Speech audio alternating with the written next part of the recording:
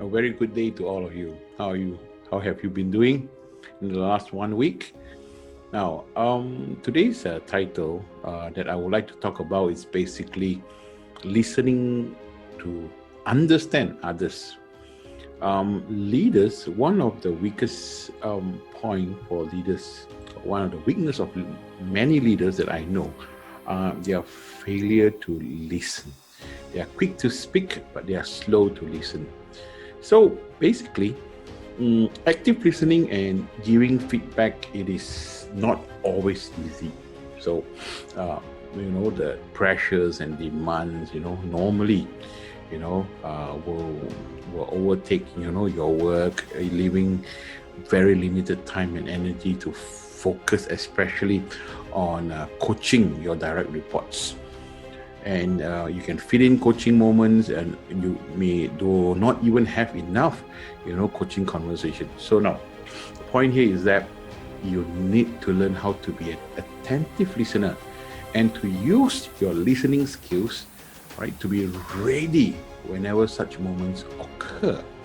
So, what exactly is active listening?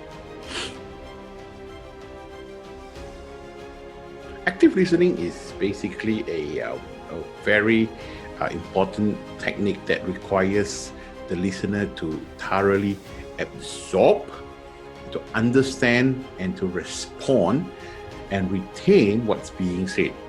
While engaging in active listening, the listener may also pay close attention to the speaker's behavior and the body language in order to gain a better understanding of their message. So here, leaders need to go beyond the basic active listening, all right, so that you'll be able to equip yourself better to listen, to understand people, meaning to say that includes the facts, the feelings, and value that may be hidden behind the words, all right, or behind what they are trying to tell you, in between the lines, behind the lines, right? So what I would want to do today is basically I'll go through with you 6 listening skills to help, hopefully it will be of some help to you in terms of improving your active listening skills. Now, the first one, you need to learn to be focused. One of the goals of active listening and being an effective listener is to set a comfortable tone that gives your coachee or your direct report an opportunity not only to speak but also to think. So always have this wait time, right, before responding. Give a little vacuum. Hang on there, right, before you cut in and start talking. Don't cut your coaches, right, off. Let them finish their sentences or to start formulating your answer before they even finish. So pay attention to your body language as well as your frame of mind when engaging in active listening. So you got to be focused on the moment and operate from a place of respect as a listener. Next one is be slow to judge. Very important. Now, once again, active listening requires an open mind. As a listener and a leader, you must be open to new ideas. So new perspective, possibilities, so especially when you want to practice active listening. So even when good listeners have strong views, right, what you need to do is you need to suspend your judgment. Hang on, slow to judge. Hold on to your criticism. Avoid arguing, okay, or straight away to push your point or to sell your point. Right? So be slow to judge. Now the third one is cogitate. When you are the listener, don't assume that you understand your coachee correctly or that they know that you have heard them. You see, the issue here is that sometimes, because what we do is, all right, we always make an assumption. The moment they open, they say 1 or 2 lines and you assume that you understood their problem correctly. So always mirror your coach's information and emotion, all right, by always paraphrasing what they're trying to say. So cogitate here means to reflect, all right, reflecting, right? This is an active listening technique also that indicates that you and your coachee are on the same page. For example, your direct report might come to you and say, Jane is so loyal and supportive of her people. So, and they will walk through, they will go through any challenges for her, right? Even to stop the bullet. So, but no matter how much I push, her team still keep making lots of error.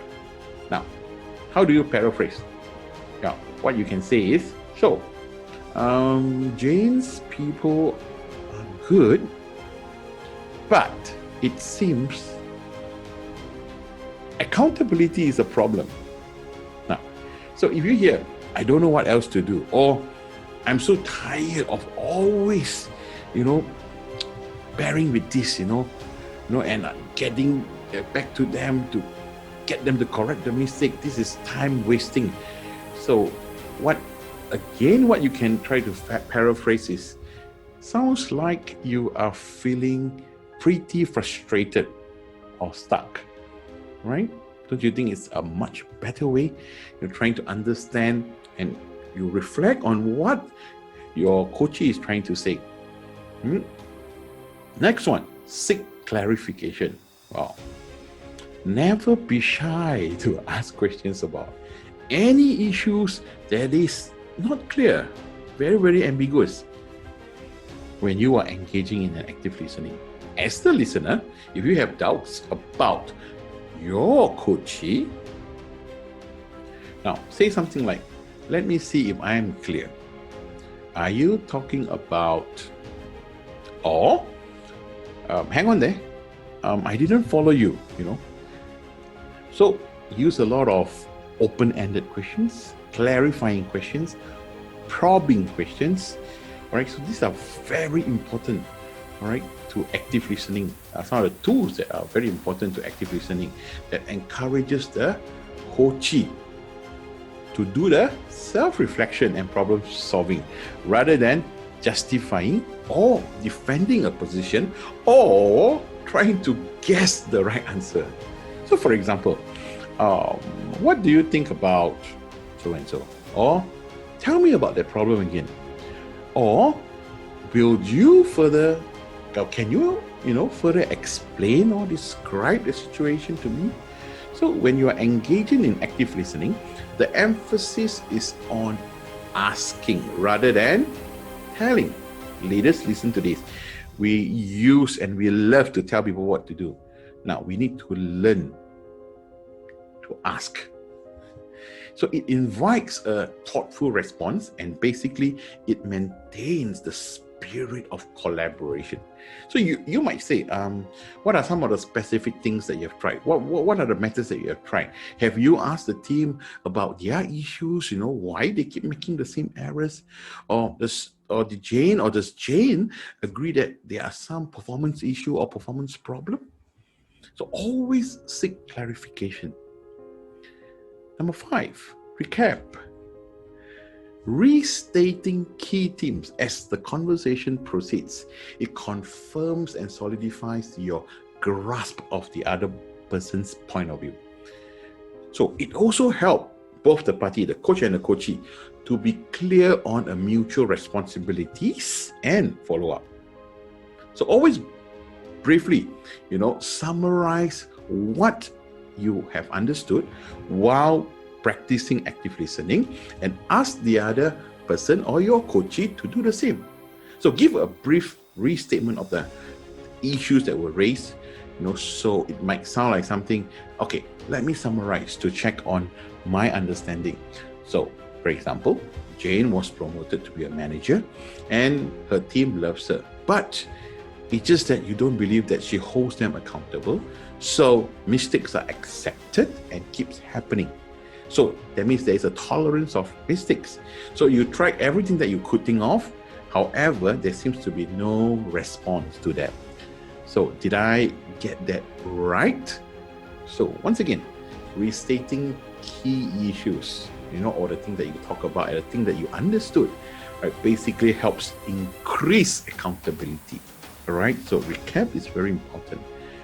And number 6, share. What do you mean by that? Active listening is first about understanding the other person.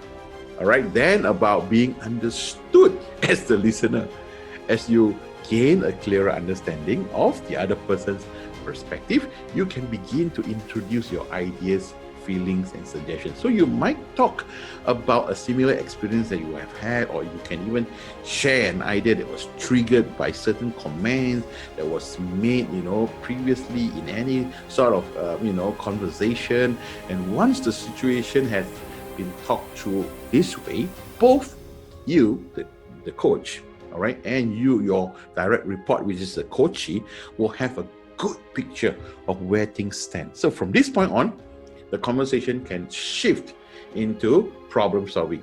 So what hasn't been tried, and what don't we know, and what new approaches that could be taken.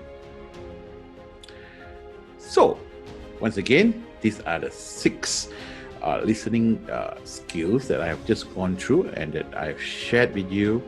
So as the coach, continue to query, guide, and offer, but don't, I repeat, don't dictate a solution.